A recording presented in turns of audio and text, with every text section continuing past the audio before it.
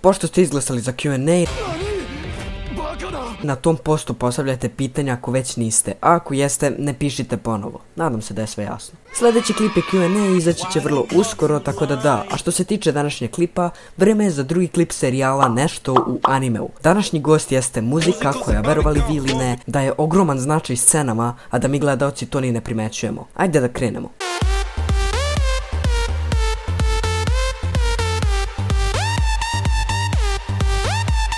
Muzika je zapravo čudna stvar jer može da vam promeni raspoloženje za 360 stepeni i neki ljudi ne mogu da izdrže dana da ne poslušaju neku pesmu.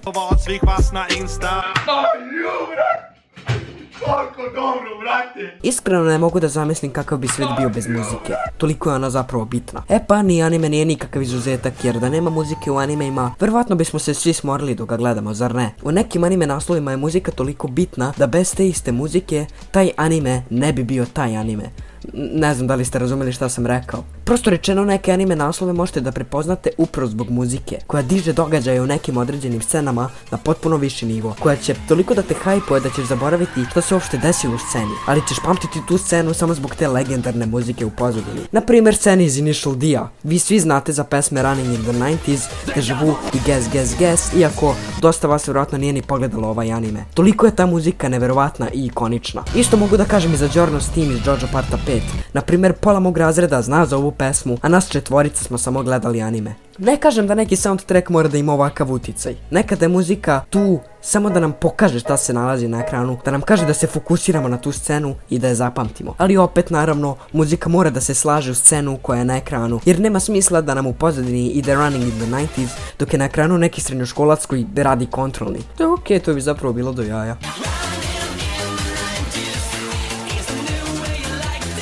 Muzika mora da bude usklađena sa dešavanjima da bi ostavila utisak, jer ne bi nam nikakav utisak ostavio soundtrack sa Kira Yoshikageom u animeu Initial D. Mislim, to je logično, ali jednostavno moram da napomenem. U emocionalnim scenama logično mora biti neka tužna muzika da te toliko ponese da se rasplačeš kao pička. I nije dovoljan samo neki tužan klavir, nego u pozadini mora jednostavno da bude neka violina i ostali instrumenti koji proizvode tužne zvukove. Ne razumem sve instrumente.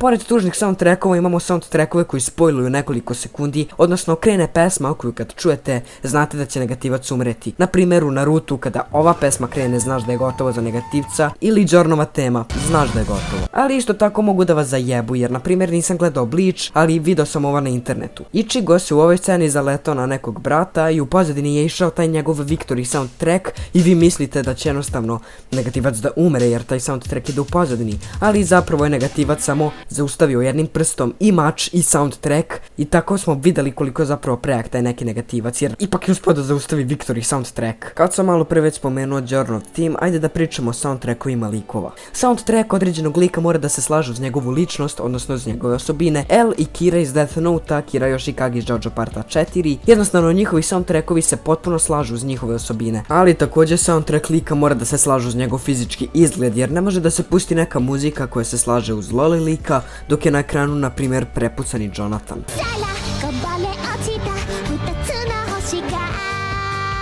Mislim da sam dosta sreo soundtrackovima, vreme za openinge i endinge. Opening, odnosno uvodna špica, postoji da bi te hajpovao i uvukao u mračni svet animea. Pored toga što se opening koristi na početku epizode, također se koristi u posljednjoj epizodi sezone, na primjer 24. epizoda Final Boss Fight. Naši likovi gube, ali onda se u pozadini čuje ta poznata melodija koju ste slušali prethodne 23 epizode. Nadam se da je niste skipovali, jebem vama. Sve je glasnija i glasnija ta poznata melodija, naši likovi je verovatno isto čuju pa dobiju snagu, a i vi se hajpujete ko da se bodete nečim, pa budete u fazonu.